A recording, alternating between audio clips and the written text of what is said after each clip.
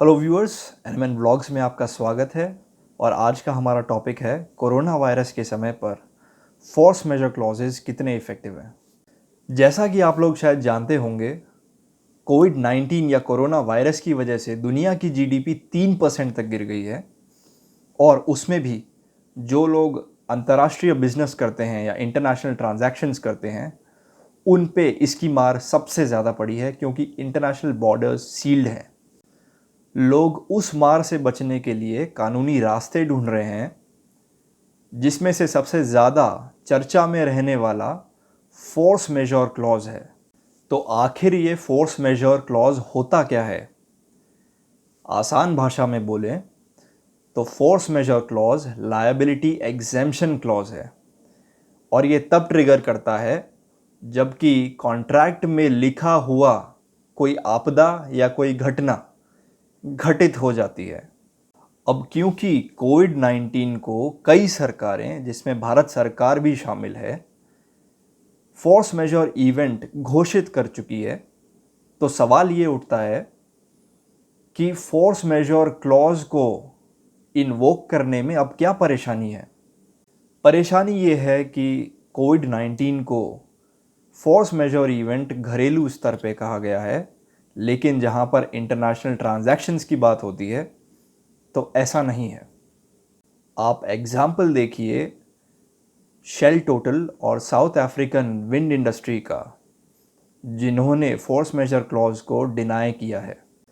साथ ही साथ Delhi high court का भी 29 मई 2020 को फैसला आया है, जो कि इस बात की पुष्टि करता है कि फोर्स मेजर क्लॉजेस को इन्वोक करना एक कठिन काम है, क्योंकि force majeure clauses fact specific होते हैं और हर केस में उनका इंटरप्रिटेशन सीमित होता है।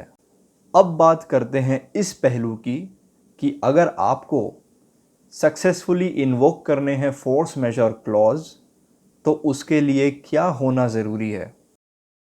नंबर 1, जो पार्टी फोर्स मेजर क्लॉज पे रिलाय कर रही है, उसे यह सिद्ध करना होगा कि उसके रीजनेबल एफर्ट्स के बावजूद वो पार्टी आने वाली घटना को या आपदा को देख नहीं पाई।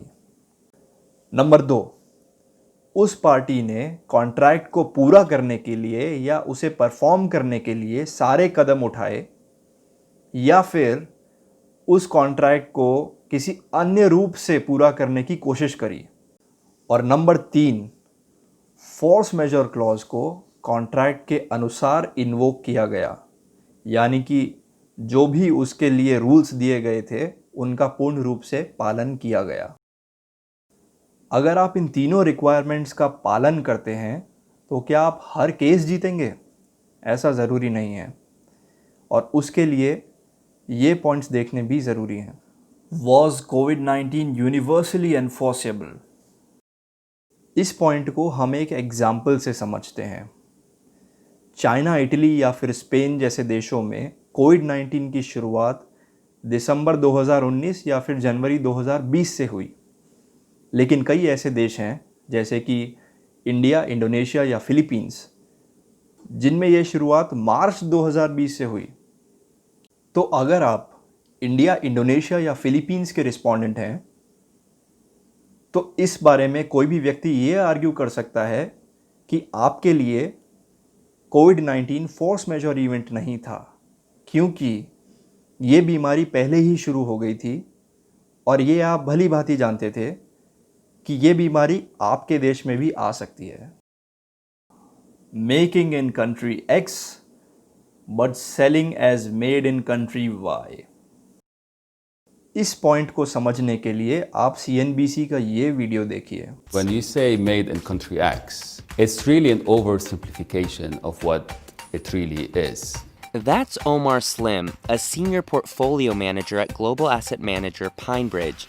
You know, when you hear about made in this country or that country, it's really quite relative, and it's a simplification of things because it's most likely made in a number of countries. Here's an example. Let's say we want to make lasagna for dinner. If Jeff cooks the ground beef and prepares the cheese, Sarah makes the tomato sauce and layers the ingredients into a pan, And Blair, who bought all the ingredients, puts it in the oven. Who gets the credit for making the lasagna? Now let's apply that to Apple's iPhone. While the phone might say made in China, some parts of it come from other parts of Asia, Europe, and even the US.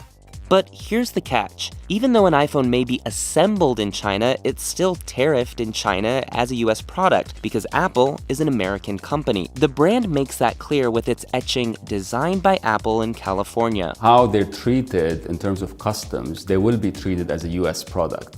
So regardless of where they come, it's essentially a US product. Same for Chinese products going into the US, and same for instance, European cars. अब अगर हम ऐसी company की बात करें जो कि Germany में मैन्युफैक्चरिंग करती है लेकिन चाइना में अपना प्रोडक्ट फिनिश करके उसको मेड इन चाइना के नाम से बेचती है, तो क्या ऐसी कंपनी फोर्स मेजर इवेंट को इन्वोक कर सकती है ये कहते हुए कि क्योंकि कोविड-19 चाइना में शुरू हो गया तो इसलिए हमें फोर्स मेजर इवेंट के नाम पर लायबिलिटी से एग्जेम्प्ट किया जाए? अगर इस सवाल में अंदर देखें तो एक्चुअली उसका प्रोडक्ट चाइनीज़ नहीं है क्योंकि वो जर्मन है और इसीलिए फोर्स मेजर इन्वोक करना एक कठिन काम बनता है। अब आपके सोचने के लिए तीसरा पॉइंट है और बट फॉर टेस्ट।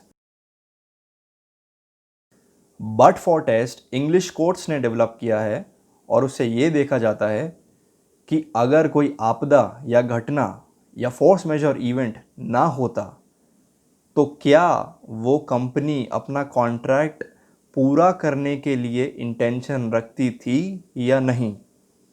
अगर ऐसा है तो उसको लायबिलिटी से एग्जेम्प्ट किया जा सकता है और अगर ऐसा नहीं है तो ऐसी कंपनी फोर्स मेजर इवेंट का झूठा सहारा नहीं ले सकती। इन पॉइंट्स के अलावा आने वाले समय में ऐसे कई और पॉइंट्स भी बन सकते हैं जिसके आधार पर कोर्ट का या फिर ट्राइब्यूनल का डिसीजन बेस होगा और वो बेंचमार्क डिसीजंस बनेंगे। अगर आपको ये वीडियो अच्छा लगा हो तो लाइक करें और सब्सक्राइब करना ना भूलें।